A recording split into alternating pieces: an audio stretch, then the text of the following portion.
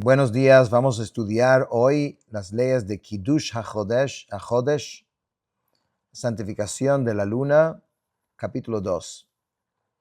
Este capítulo trata sobre las leyes del testimonio para la luna nueva, quién puede testificar, cómo se examina a los Eidim, los testigos, qué pasa si el tribunal se equivoca, la parte astronómica y matemática de este halajot viene más adelante, que ahí vamos a tener que poner bien a pensar, ¿no? Porque todos los cálculos, como vamos a ver, eran una cosa bastante complejo. Halajá 1. El único testimonio válido para la observación de la luna nueva es de dos hombres adultos que sean aptos para testificar en cualquier asunto legal. Las mujeres y los esclavos gentiles, como cualquier otro testigo inválido, no pueden testificar.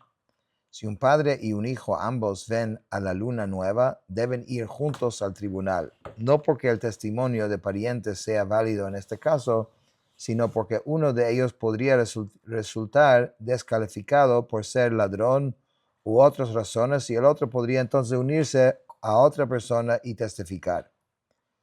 Una persona descalificada para testificar por decreto rabínico, aunque según la ley de la Torá en sí sería válida, tampoco puede testificar para la observación de la luna nueva. Halajá 2. Según la ley de la Torá, no es necesario ser excesivamente riguroso con el testimonio sobre la luna nueva. Incluso si la luna fue santificada basándose en el testimonio de testigos que luego resultaron ser mentirosos, la santificación del mes sigue siendo válida. Por eso, en las generaciones anteriores se aceptaba el testimonio sobre la luna nueva de cualquier judío sin mayor investigación, porque todo judío se presume apto para testificar a menos que sepa con certeza que no lo es.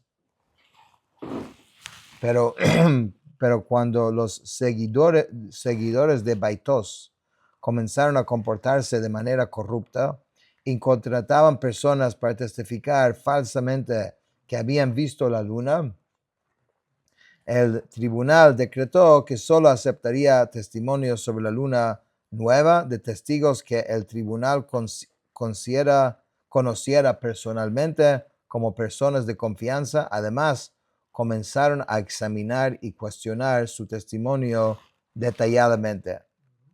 Esto de Baitos, que era una secta judía en la época del Segundo Templo que rechazaba la autoridad de los Jajamim y la ley oral, intentaba manipular el calendario para que las fiestas cayeran en días convenientes para ellos.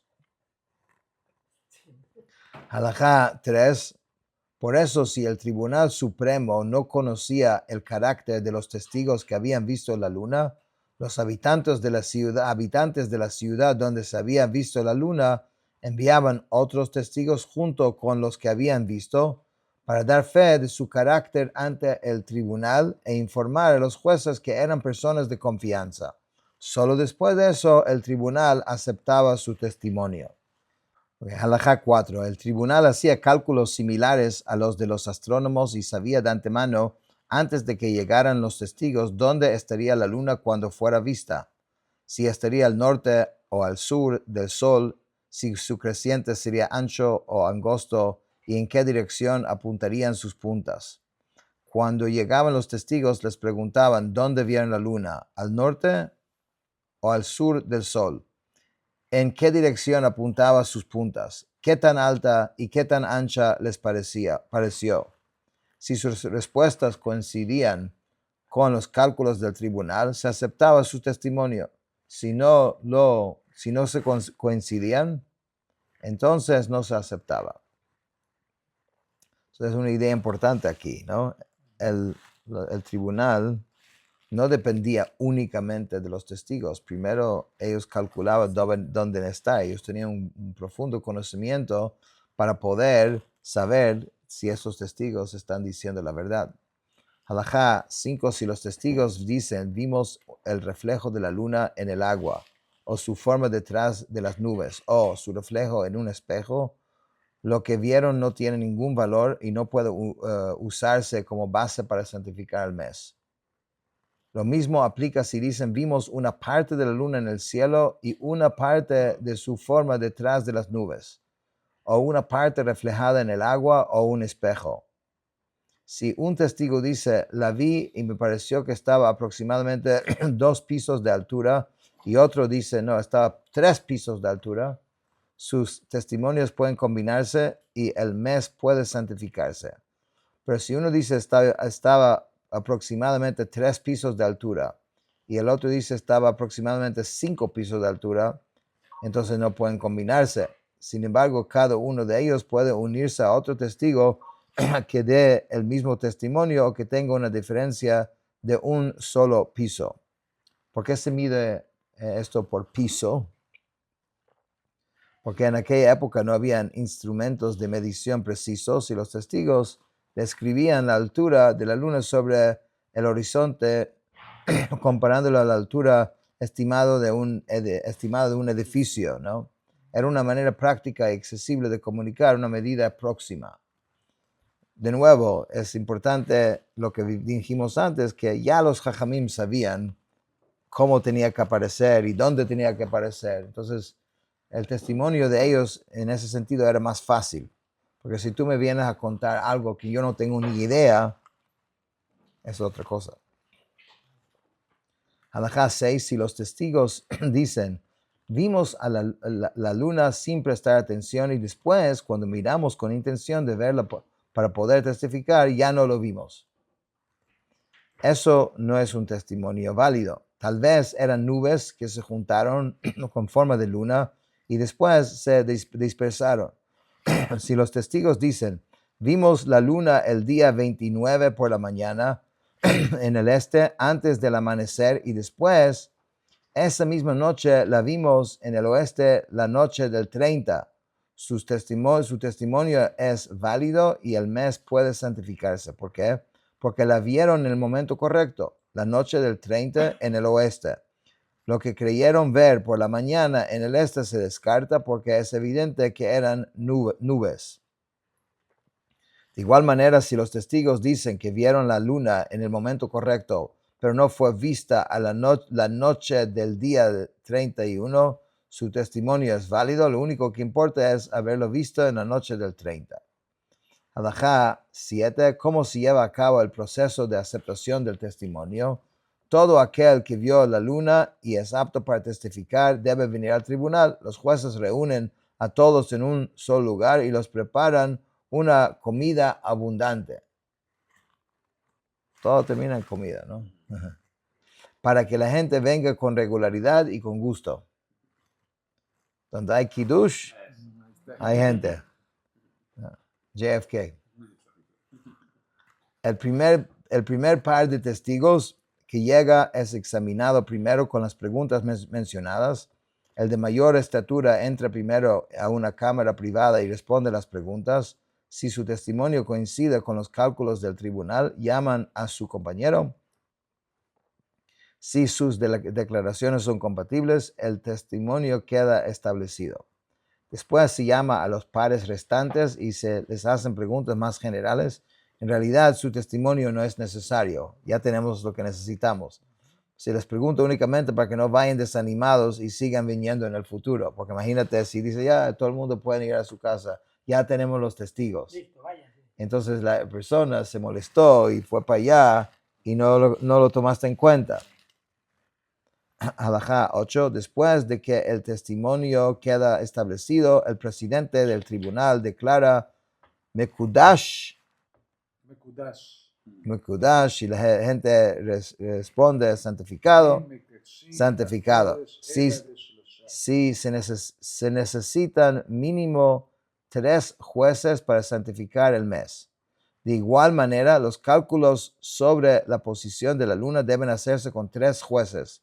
El mes solo se santifica si la luna fue vista en el momento apropiado. Además, el mes solo puede santificarse durante el día. Si fue santificado en la noche, la santificación no tiene efecto. Incluso si el tribunal y todo el pueblo judío vieron la luna, pero el tribunal no logró declarar santificado antes que cayera la noche del día 31, o si los testigos fueron examinados, pero el tribunal no pudo declarar la santificación antes de esa noche, no se santifica el mes y el mes tiene 30 días. Aunque la luna fue vista la noche del 30, el 31 será Rosh Chodesh, porque la santificación del mes no la determina la luna, la determina el tribunal. Esto es un punto muy importante que se va a ir viendo, porque uno dice, bueno, ¿cómo se debe establecer esto? ¿Por la luna? No, no es así. La luna obviamente es, es el objeto del testimonio, pero ¿quién lo determina? El tribunal. Halajá 9. Si los propios jueces del tribunal ven la luna nueva al final del día 29, antes de que salga la primera estrella de la noche del 30, pueden declarar ellos mismos santificado, santificado, porque todavía es de día. Si los jueces ven la luna la noche del 30 y después de que ya aparecieron 2 estrellas, deben hacer lo siguiente. Al día siguiente, 2 de los 3 jueces actúan como testigos. Se une a ellos un tercer juez para formar un nuevo tribunal. Los 2 que actúan como testigos declaran ante ese tribunal de 3 y ese tribunal santifica el mes. ¿Por qué este proceso tan complicado? Porque los mismos jueces no pueden ser a la vez testigos y jueces. Por eso se forma un tribunal nuevo con otro juez. Halajá 10. Una vez que el tribunal santifica el mes, ese mes queda santificado sin importar si el tribunal se equivocó sin querer, si fue engañado por testigos falsos o si fue obligado a santificarlo. Todos deben calcular las fechas de las fiestas según el día que el tribunal estableció como los Chodesh. Incluso si alguien sabe que el tribunal se equivocó, está obligado a seguir su decisión, porque el asunto está confiado únicamente a ellos. Quien nos ordenó observar las fiestas es el mismo que nos ordenó seguir el tribunal, como dice el versículo en Vayikra, que ustedes proclamarán como días de convocación sagrada. Esta es una idea muy fuerte, la halajá, que el calendario judío no está determinado por la naturaleza ni por los astros. Está determinado por el pueblo judío a través de su tribunal. Hashem entregó, ¿sí?, el control del tiempo al pueblo judío. Si el tribunal se equivoca, las fiestas igual caen el día que ellos declararon, porque la autoridad es del tribunal, no es de la luna. Y entonces Hashem, ¿qué hace? Hashem acomoda todo para que las fiestas caigan en su momento debido. Con eso terminamos el capítulo 2.